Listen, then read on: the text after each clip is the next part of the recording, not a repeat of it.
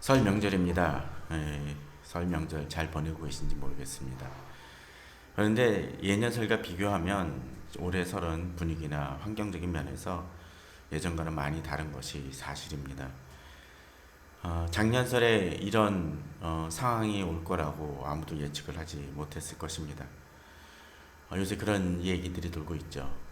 뭉치면 죽고 흩어지면 산다라는 말이 나올 정도로 경제적 사정은 둘째 쳐놓고 정말 가족들과 친지들이 함께 모여 소박하게 떡국 한 그릇이라도 나누기가 힘든 상황이 되었습니다. 교회도 마찬가지입니다. 정말 예배와 찬양 모임을 즐겨하던 그런 교회가 또 어떤 때는 교회에서 모이라 그래도 잘 모이기 싫어했던 그 교회와 성도들이 지금은 정상적인 주일 예배조차 어려운 상황이 되었습니다.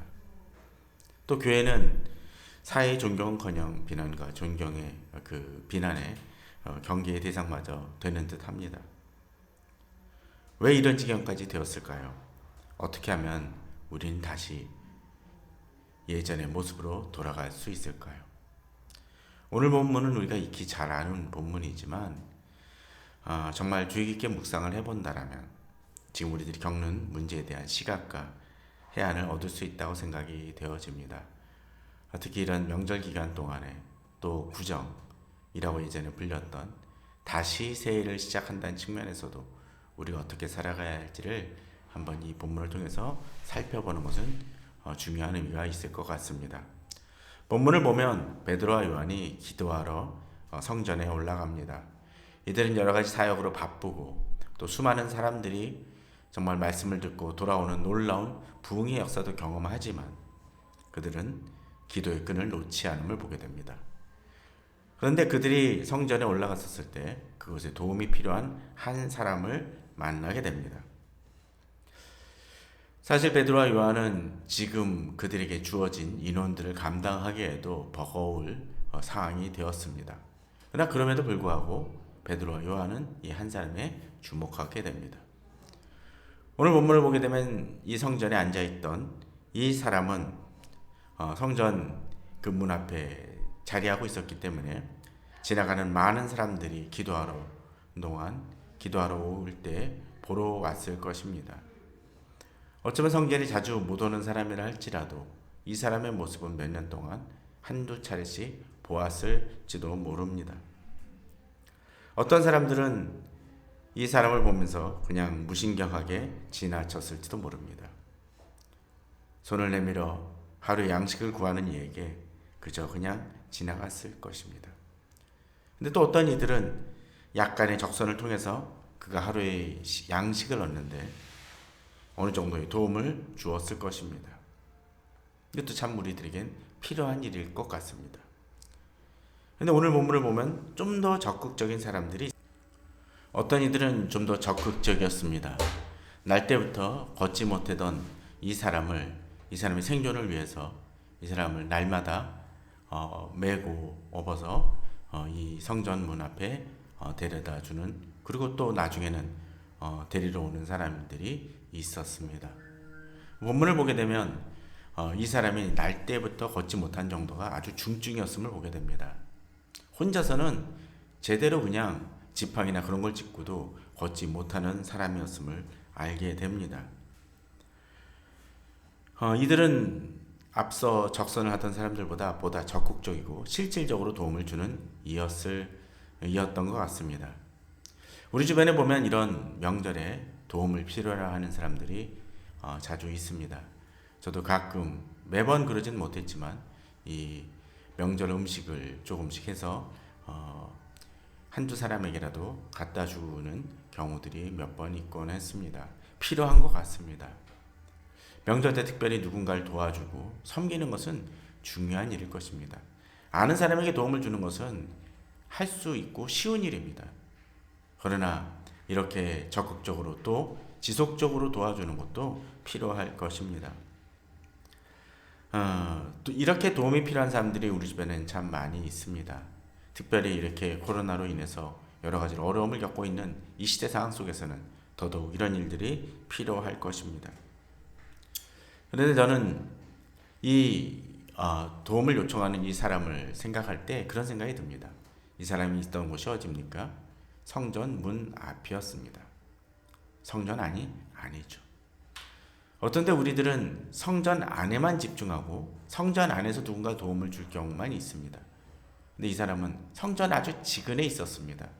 그러나 성전에 들어가지 못합니다. 기도는 꿈도 꾸지 못했던 사람이었습니다. 성전 가까이 있었지만 사람들은 이 사람의 영혼에 대해서 별로 관심을 갖지 못했을 것입니다.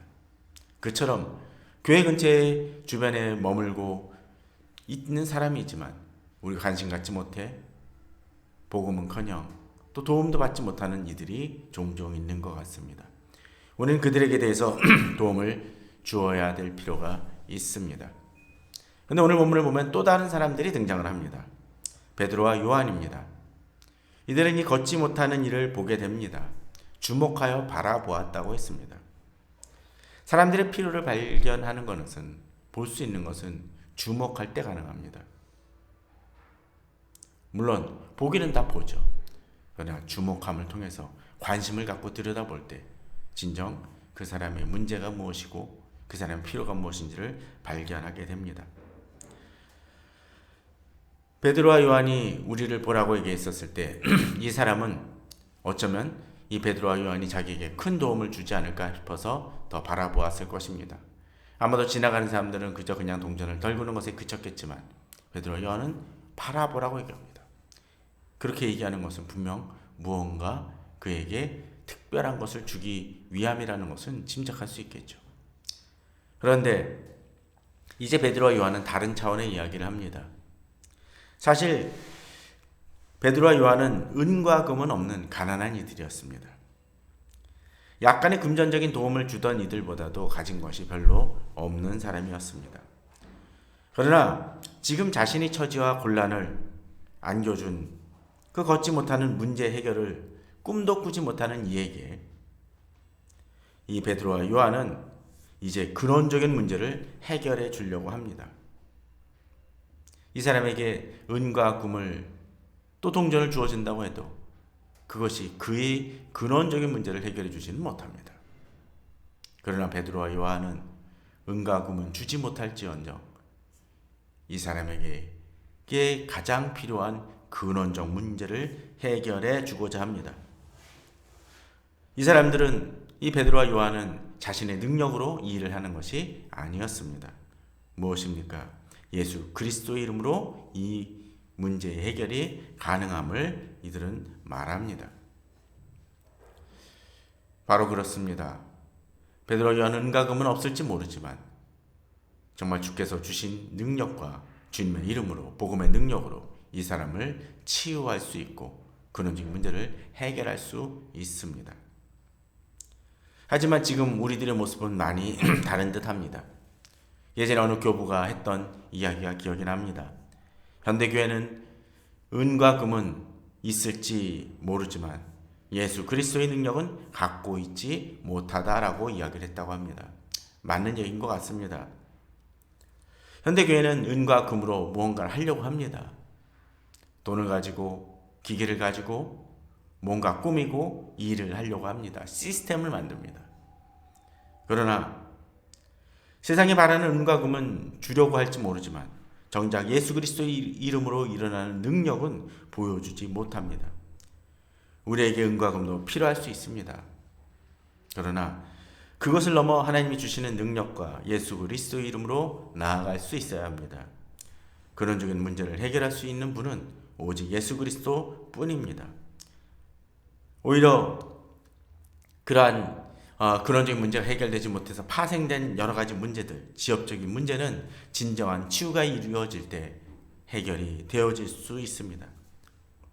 베드로야는 그렇게 이야기하고 이 사람의 손을 잡아 일으킵니다. 근데 어떤 일이 벌어집니까? 그저 일어나 걷는 것만이 아니라 그는 뜁니다. 또 성전 바깥에 머물렀던 이가 성전 안으로 들어갑니다. 그리고 하나님을 찬양합니다. 그저 걷는 것만이 아니라 이제 그는 육체적으로 회복된만이 아니라 성전 바깥에 있던 이가 성전 안에 들어감을 통해서 하나님을 경배하는 자로 바뀌어지게 됩니다. 성전 근처에 있었지만 하나님과 무관한 삶을 살았을지도 모르는 그가 이제 하나님을 경외하고 예배드리는 자로 바뀌어지는 것입니다. 그렇습니다. 이 시대 교회가 힘이 없는 것은 복음의 능력이 무엇인지를 보여주지 못하기 때문입니다. 복음을 통해 사람이 본질적으로 바뀌는 것을 보여주지 못하기 때문입니다. 걷지 못하던 이가 일어나 뛰며 하나님을 찬양하는 모습을 보여주지 못하기 때문입니다. 미국의 짐 신발라 목사님은 브루클린에서 사역을 하였습니다. 그의 교회는 많은 사람들이 모였지만 그저 평범한 사람들이 모여드는 곳이 아니었습니다. 그쪽은 슬럼가였습니다. 마약을 하는 사람들, 동성애자들, 또는 어떤 때는 몸을 성매매를 하는 그 사람들, 여러 가지 사람들이 있었고 알코올 중독자들도 있었습니다. 그런데 거기서 복음을 선포했더니 이 사람들이 바뀌어져 달라진 삶을 살게 되었습니다. 이 시대는 복음을 전해서 예전에 주님을 알지 못하던 영혼들이 주께로 돌아오는 일들은 일어날지 모르지만 정작 그 죄된 삶을 전혀 버리지 못하고 그저 그냥 이름만 그리스도인으로 만드는 경우들이 많이 있습니다. 앞서 얘기를 들었던 짐 신발라 목사님의 교회처럼 진정한 복음은 사람의 삶을 달라지게 하고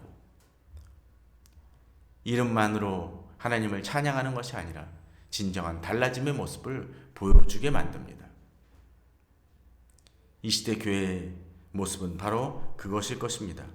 예배는 매일 드리고 기도도 하지만 정작 주변의 사람들을 돌아보지 못하는 둔감하고 무딘 심령을 갖고 있고 또 그 사람들만이 문제가 아니라 누구를 낫게 하고 주께로 이끌려는 많은 이들이 자신을 그리스도인이라고 말하지만 우리 자신이 인격적으로 변화되지 않는 모습을 보이기에 이 시대는 힘이 없을 수밖에 없을 것입니다. 교회 안에 숫자가 금은 가지며 장사하는 집으로 성전을 만들어버리지만 정작 예수 그리스도 이름으로 나아가지 못하므로 교회 안에 있지만 역시 예수 그리스도를 만나지 못하고 하나님을 경외하지 못하는 이로 머물고 있는 것은 아닌지 우리 자신을 돌아봐야 될 것입니다.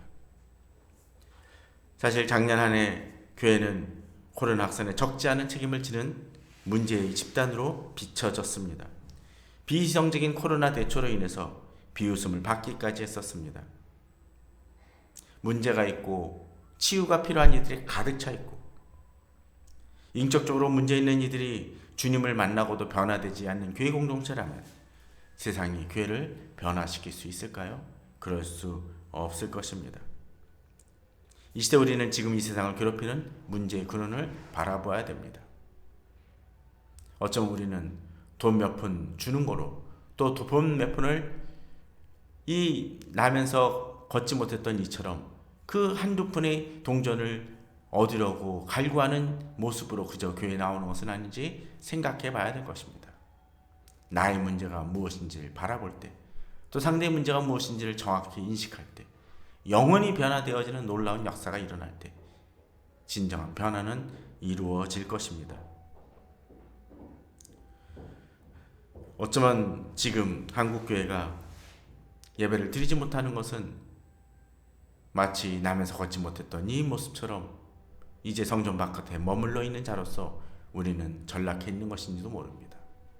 우리의 문제가 무엇인지를 바라보며 다시 한번 예수 그리스도 이름으로 나아갈 때 우리는 달라질 것입니다. 여러 가지 문제들 그것도 바뀌어야 됩니다.